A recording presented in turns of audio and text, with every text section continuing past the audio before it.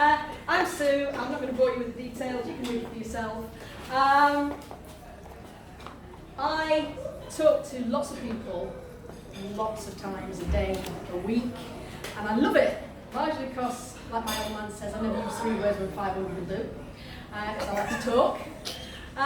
But I also like to do it because I like to look into the whites of people's eyes and know whether or not they're telling me the truth when we're talking together.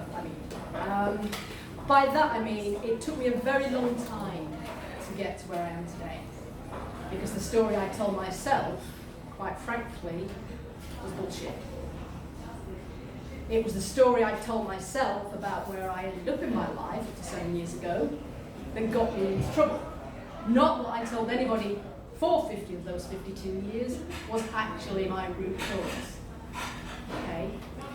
My root cause was born in a traumatic childhood, not long after I was actually physically born, and I wore that like a badge of honour for a very long time, and it nearly killed me. My childhood mental health was not my fault. It was triggered by behaviours and so on of certain people within my life. And as children, we don't know any difference. We grow to what we know. If we're fortunate, by the time we're around 7 or 8, we know we're beautiful, pretty, intelligent, smart, handsome. We know we can be a princess or a Jedi warrior. But we also know that we're thick, dumb, stupid, fat, an idiot, and anything in between on either end of that spectrum. Because that responsibility isn't ours. That responsibility is the responsibility of our responsible adults. Children all around the world grow up with mental health conditions. In this country, 0 to 16, the government's recently classified our young people's mental health as having reached critical issue level. By 14, a child, 50% of children who reach the age of 14 will have had a visit to their GP with an identifiable mental health condition. Now, we're not talking necessarily big guns here, schizophrenia or anything like that. We're talking maybe low-level generalised anxiety. By the time we're 24, that 50% has reached 75%. I was one of the strange creatures, still am in many ways, who went way past 24. And my anxiety reached such a level that by the time I was 52, I had 4 nervous breakdowns just because I'm bleeding. I was drinking 5 bottles of wine per day, every single day. So I was quite proud to walk into the shop earlier and go, can I have that? Knowing full well that I'm not going to drink it. Because 7 years ago in September, on the 26th, I went to my GP to run some blood tests. I was the same colour as Rachel's shirt. I was 7 stone heavier than I am now. It would take an awful long time to sort my slightly tummy out. Seriously, it would. My granddaughter said to me the other day, now, Mummy, you do realise you've got floppy boobies and a wrinkly tummy and a saggy bum, don't you? Leave! I'm proud that my kids and my grandkids can speak to me in that way without being disrespectful, because she was actually stating a fact and she didn't get into trouble for it. She's telling it as it is. My GP picked up the phone, rang for an ambulance, admitted me to hospital. I found out, in a very long story short, that had I not gone to my GP that day, then 24 hours later I would have been dead. Wow. I don't do anything by heart, I am very dramatic. In my recovery, I was told that I'd won the battle, but I wouldn't win the war, I was still going to die. My liver's cirrhotic, I have stage 3 kidney disease, pardon the pun, that they're hangovers from my drinking beer. To be fair, I enjoyed most of it. I don't remember an awful lot of it, but I do remember enjoying it. I can use humour lightly, greatly sorry, because I now treat that episode of my life lightly, and yet at the time it wasn't funny. But in my recovery, what I came to know for sure was my nemesis, the person that I blamed for all my woes, actually wasn't. When I got to the age of 18, when I had my first nervous breakdown, I'd reached the age of responsibility. I'd long ago left that person, at least in my head, behind. On the day that I was admitted to hospital, that person had been dead for 14 years, and I'd been married for 16 prior to that. So for 30 years, they had no direct input in my life at all. And yet my story was all their fault. My mental health, my mental ill health, we've all got mental health, my mental ill health was that person's fault.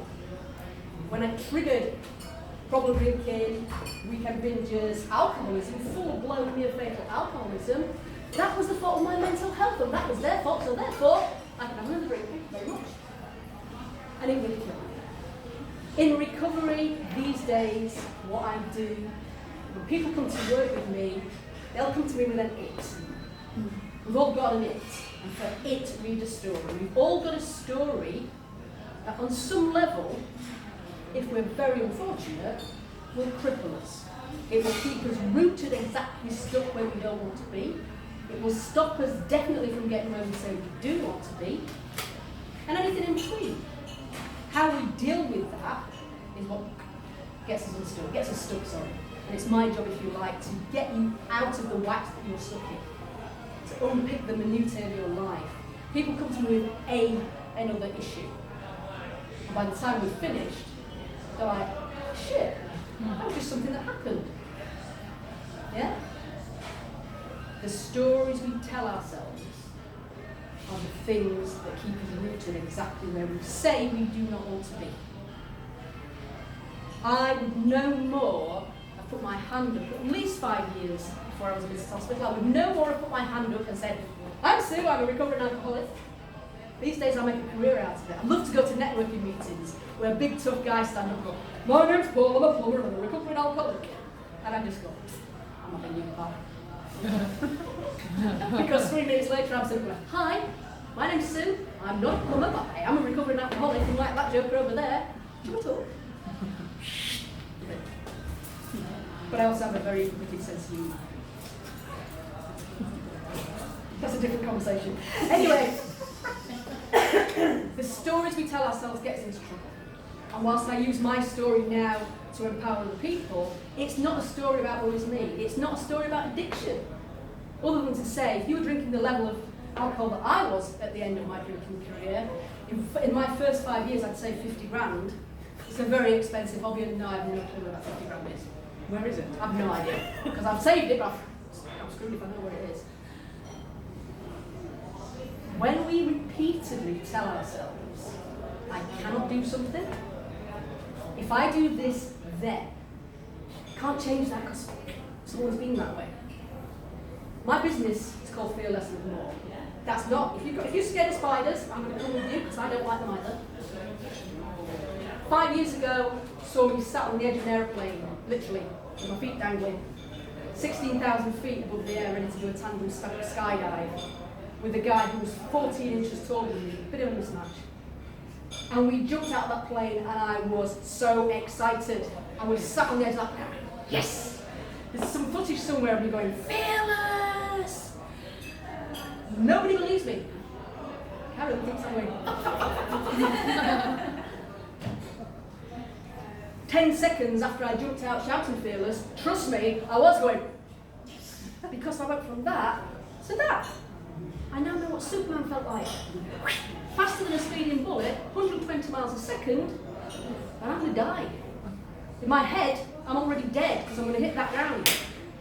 Clearly I didn't die. For the second time in 5 years, I declined the offer. But in not hitting the floor and going splat, what I understood, possibly better actually than some consultant telling me that I was going to die, was the fact that I got the wrong label on my fear. I was sat for a good 10 minutes, 16,000 feet above the air, with my little pins dangling, everything. I'm just going, oh, I want this. I was scared of hitting the ground at 500 miles an hour and going, boom, see your curtains. It's a fear, but it's the different one. Does that make sense? So these days, incidentally, I don't work with very many addicts. As addicts, it makes you a very selfish person. And as an addict that's not yet ready to accept the truth, they ain't going to come see somebody like me, because I can see their lives a mile off. But I will work with anybody that hasn't it. My youngest client is 10, My oldest is 68. We've all got an it. In the age of minority, our children's it is not really theirs. It is in part, but it comes from the fabric of whatever's going off in their lives, in their minds, with their peers, whatever. By the time of my age, we've done that all on our own. We've cemented our truth. We've known and validated our truth. So I work with people these days. Don't get me wrong, there's nothing worse, in my opinion, than a reformed drinker, smoker, gambler, sex addict, drunk. But it doesn't matter. If you're reformed, remember that advert, Victor Melvin, you don't want to do it like that. You want to do it like this. Don't listen to this talk, I don't listen like that. Seriously, I'm not like that. You can come to me and we can work together. It's a metaphor, it is the generic use. But if you're lying to me, I don't care. I don't care if you're lying to me. If you lie to yourself, you'll kick your ass. I'm serious, and I say that to clients. It's a strapline on one of the leaflets I give out. You can come to me and we'll work together. If you lie to yourself, I will kick your ass. Because somebody else did it a long time ago. In the nicest possible sense. We grow up to what we know. If we grow up happy, healthy, wholeless children, playground bully might set something off. An abusive husband or partner might set something off. And we own it, and we validate it, and we take it inside, and we keep it there. It grows like a cancer, and before we know where we are, we're screwed.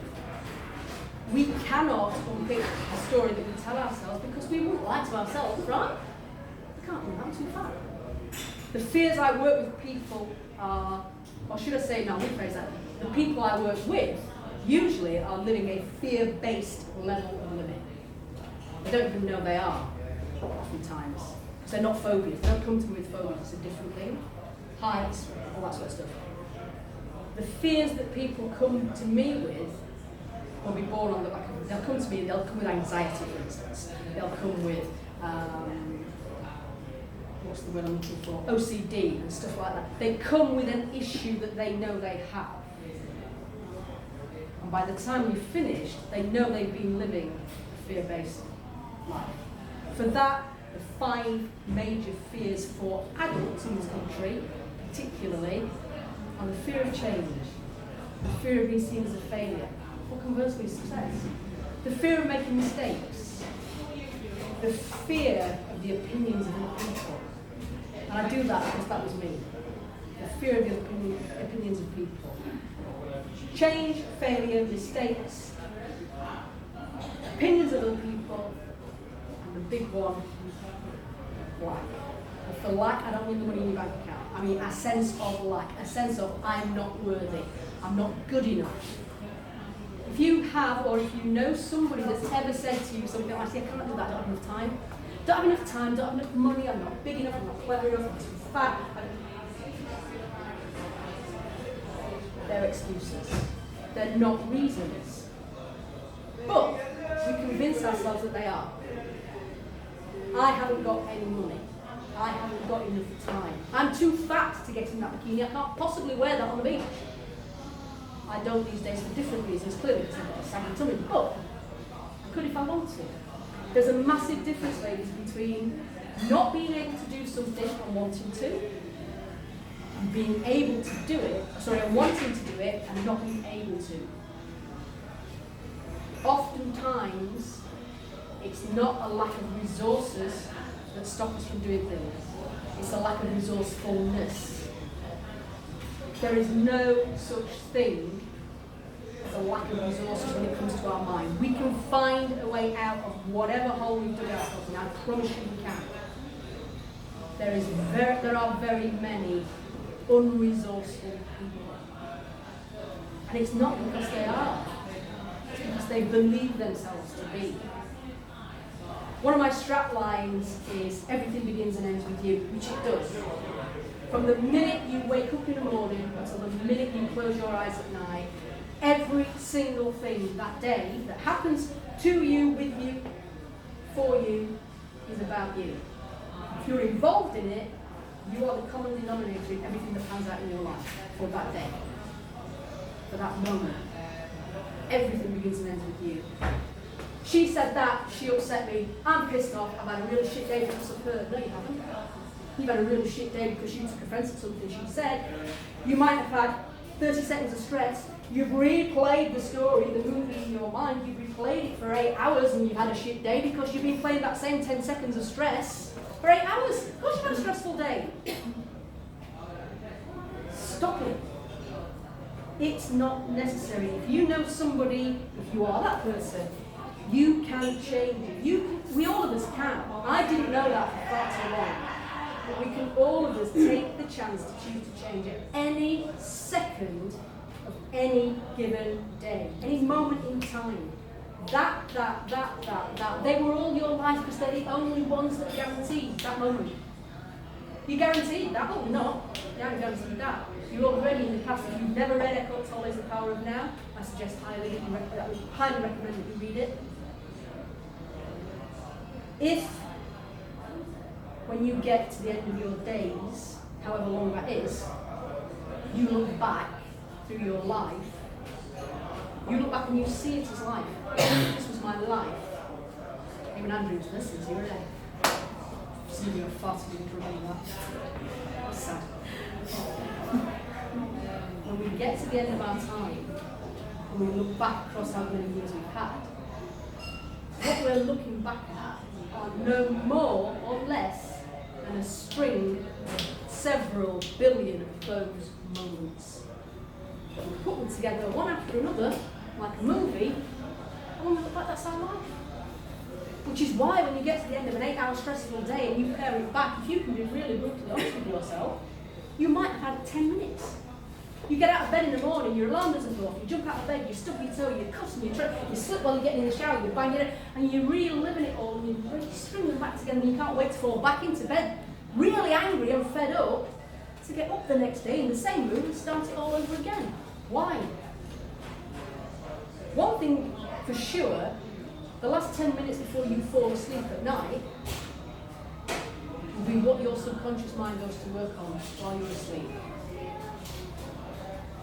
Our subconscious mind will process anything that you are thinking about for however many hours you are asleep in that deepest state of sleep.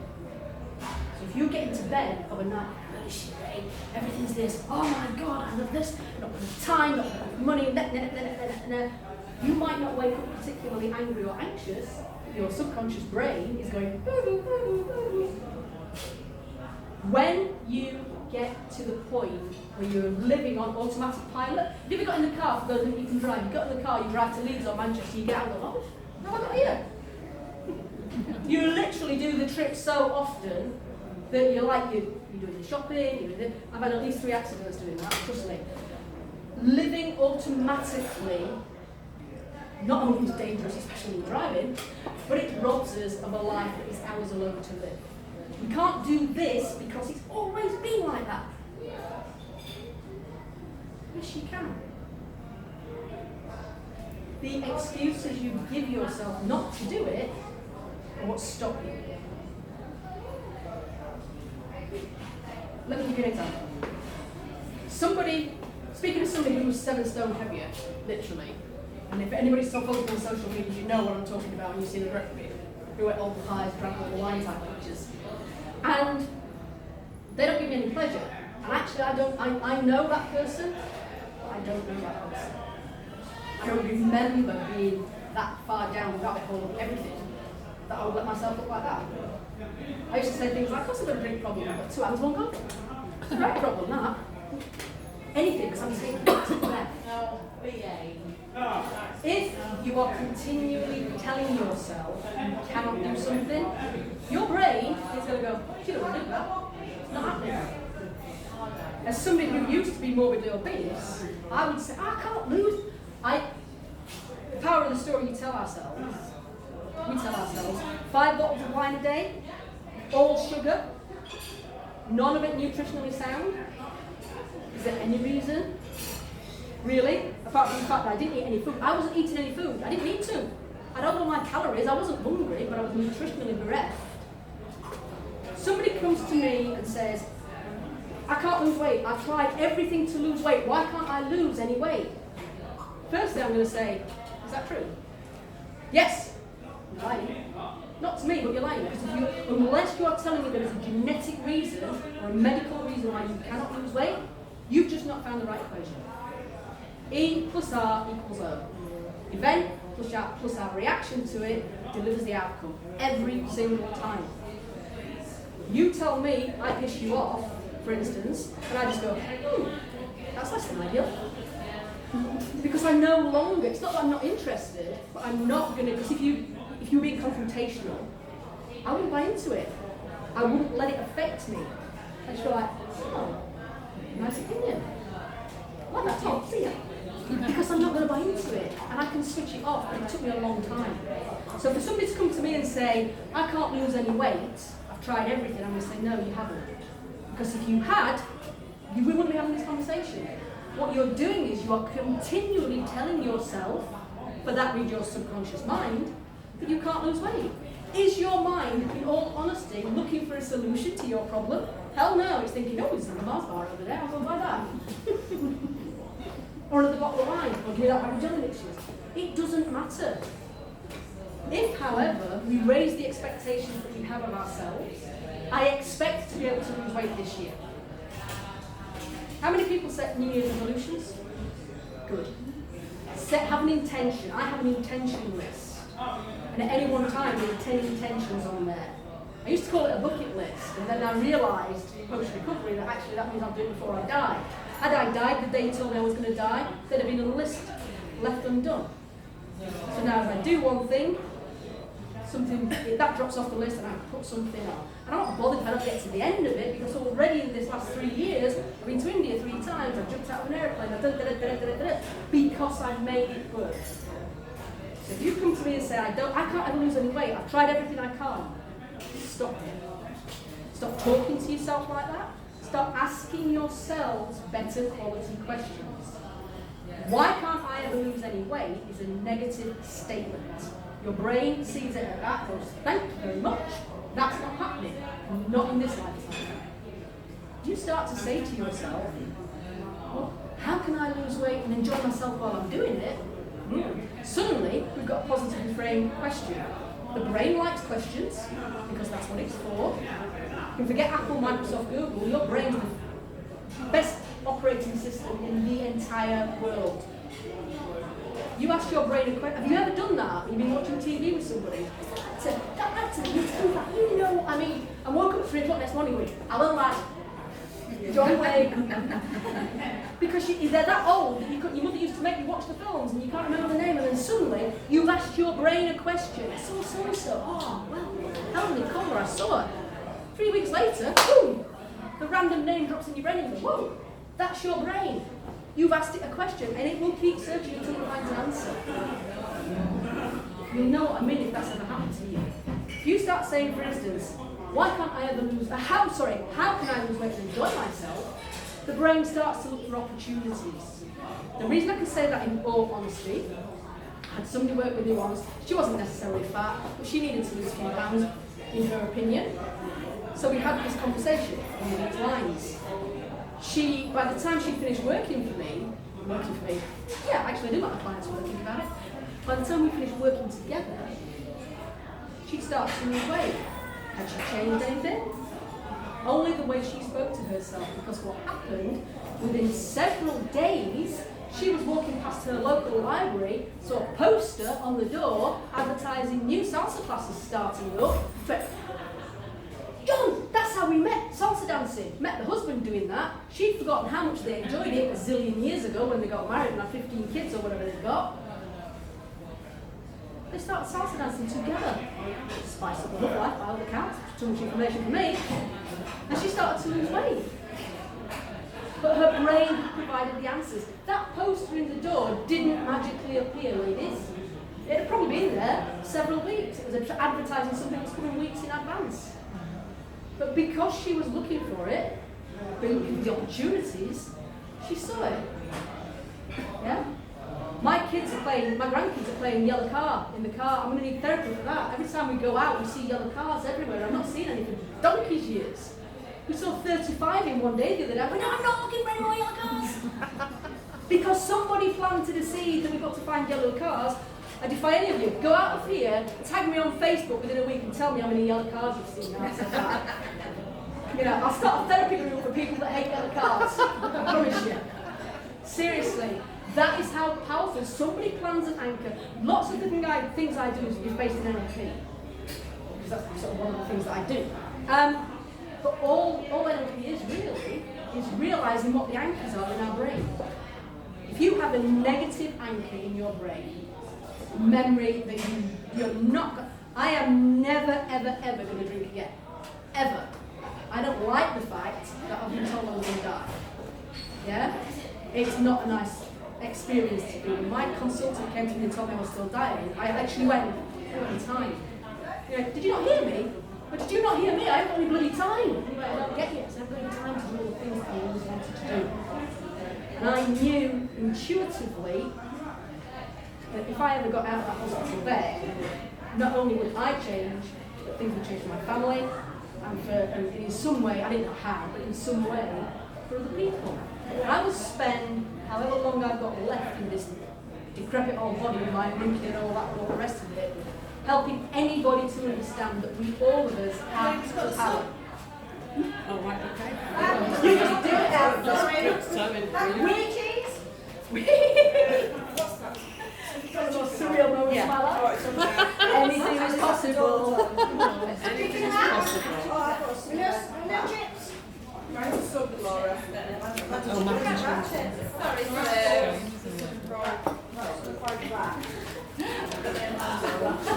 Sub and fried sub. We'll just let them. Yeah, it's all good. Yeah. I said give it a half hour, which we've had, so. No, it's fine. Do that and then let's do. In all honesty, I'm nearly finished anyway, but in all honesty, the way, wrap it up, in all honesty, the way you talk to yourselves is what gets you into trouble. If you have a negative, self-limiting belief and behaviour, it is anchored in some way. I've got Emma and Rachel. They'll never fit on those pens. That's Emma and Rachel. Just an observation, isn't it? If you've got a negative anchor in your brain, you are no more going to run towards it. It's a fear factor. You're not going to run towards it. You're not going to want to repeat it because it's a pain point. If you've got a negative anchor, it's often attached to an emotional pain point. And you do anything not to repeat it. That's why phobias are born. That's why people become scared of throwing themselves out of aeroplanes. If you've got a pleasurable memory, we can all go somewhere in a happy place. You know, for me, if I smell baking bread, it sends me straight back to my grand's kitchen in the 60s, the old Yorkshire range. The most painful memory I've got of that bloody thing is going to clean it every Sunday morning when she's making bread. But you get me smelling fresh baked bread, real bread, not a bread machine. Yeah. And I'm in a happy place. You've got an emotional pain point, you're going to do anything. You're not going to be running towards Simon Cowell saying, pick me, pick me. You'll be going, see you later. Wherever you are and whatever you come to do in your lives from this point on, ladies, make it count. Make every single moment of your life count. Because one thing is for sure, all of these moments are one day going to come to an end. For some of us in this room, we're a lot closer to others than others. Regardless of your age, however, today, this moment, is the youngest that any of us will ever be again. Oh, it's then. Mindfulness. Mindfulness was one of the foundations on which I rebuilt my life. If you think you don't have time for mindfulness shit, as my husband calls it, try taking a shower with your eyes closed. From the minute you walk into your bathroom in the morning, don't put the light on if it's the middle of winter, make sure your eyes are closed. You'd be advised to set things out the night before maybe. But seriously, take a shower with your eyes closed. You'll know what that means to live in the moment, otherwise you slip and break your neck. And I will put a disclaimer in there, this is not a suggestion, and if you slip in the shower and break your neck, my insurance won't pay. No, it's June. Ladies, I'm Steve Kerr, you're all hungry, so I'm going to shut up and sit down. Thank you very much.